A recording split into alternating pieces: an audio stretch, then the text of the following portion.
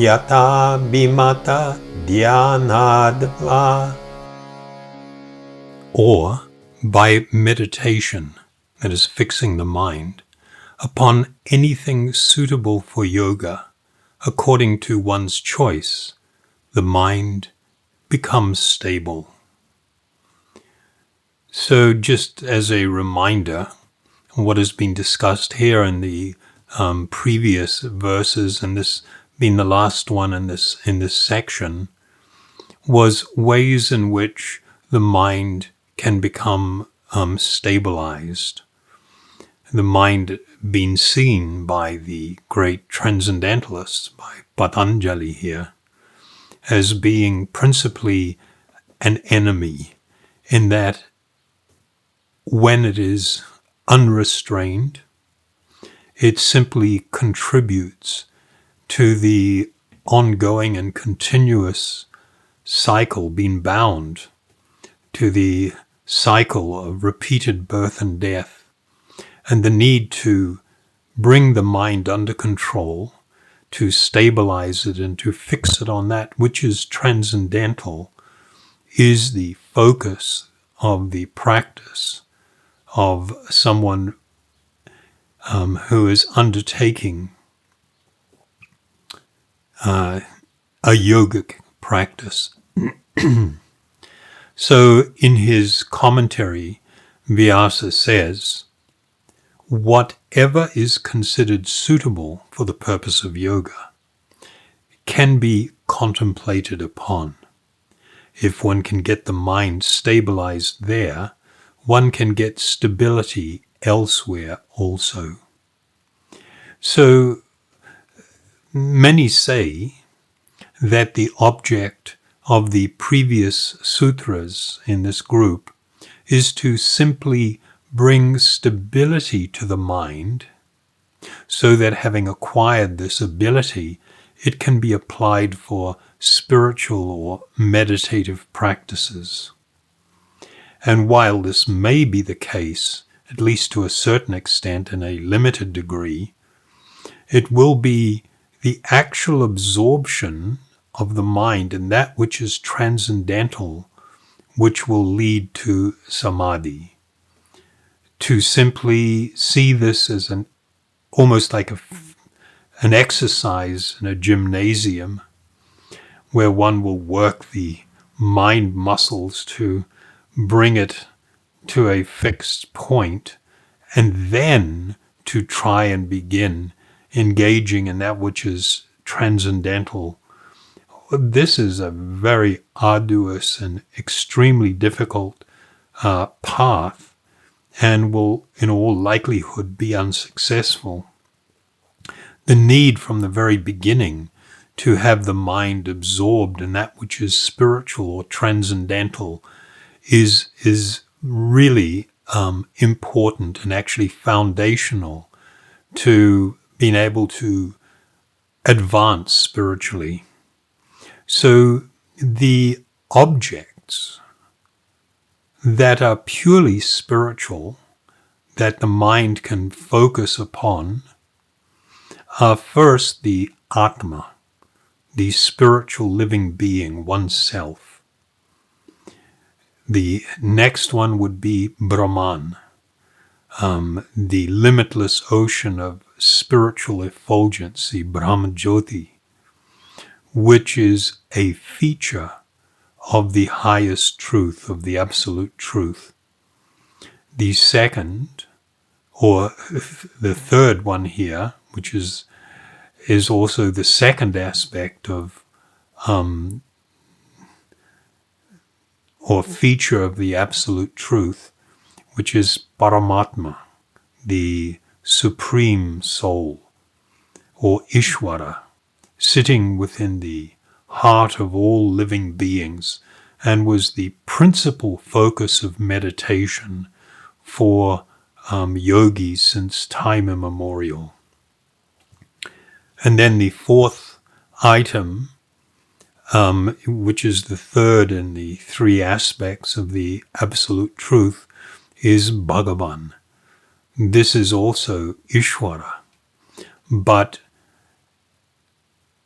manifesting different characteristics than the Paramatma, the Supersoul residing within the heart of all living beings.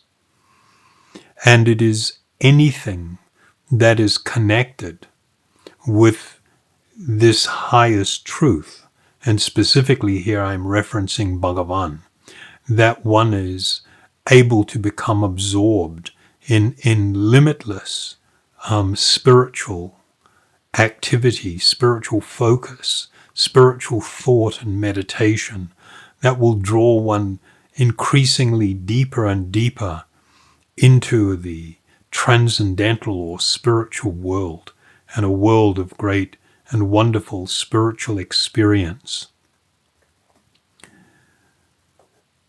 Absorption in that which is material to the exclusion of that which is spiritual, it cannot loosen the tight knot of material entanglement or the influence of the false ego, the ahankara.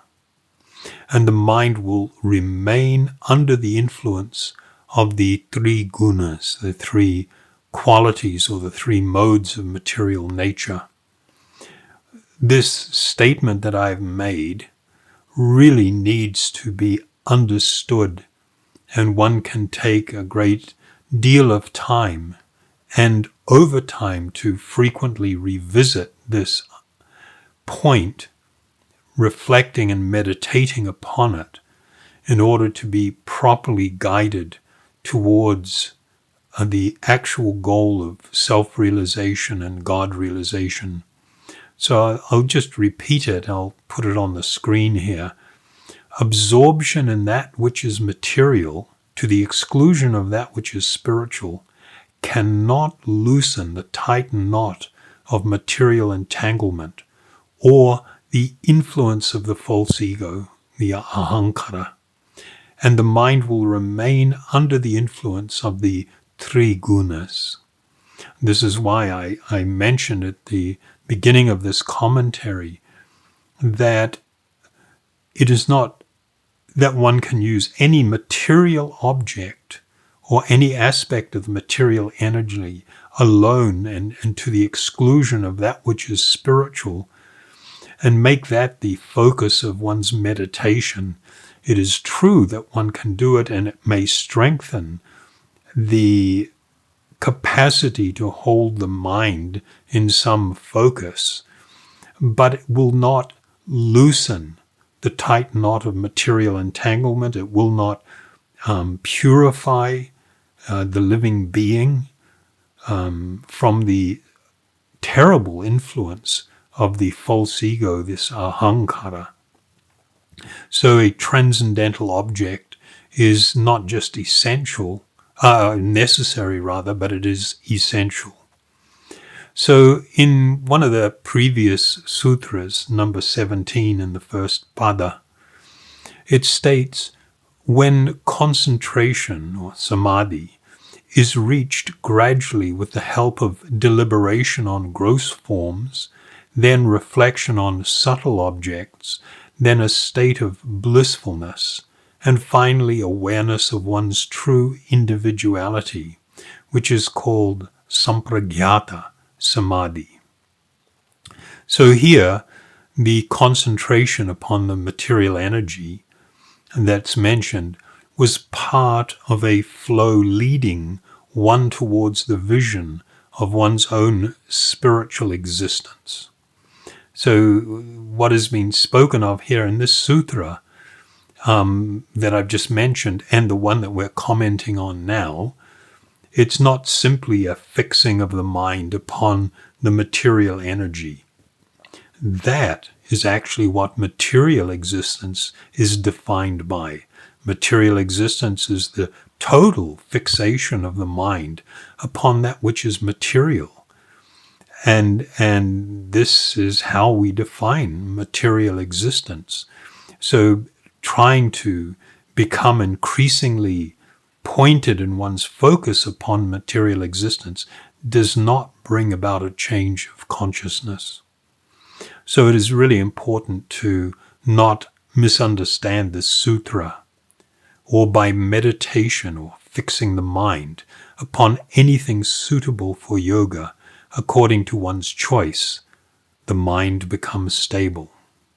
So he's clearly letting us know there are choices available to the sadhaka, the aspirant on the path here of yoga, the practitioner of sadhana. But these choices, they do not include material activities, material desires, material objects. This cannot bring about a transcendental experience. Thank you very much.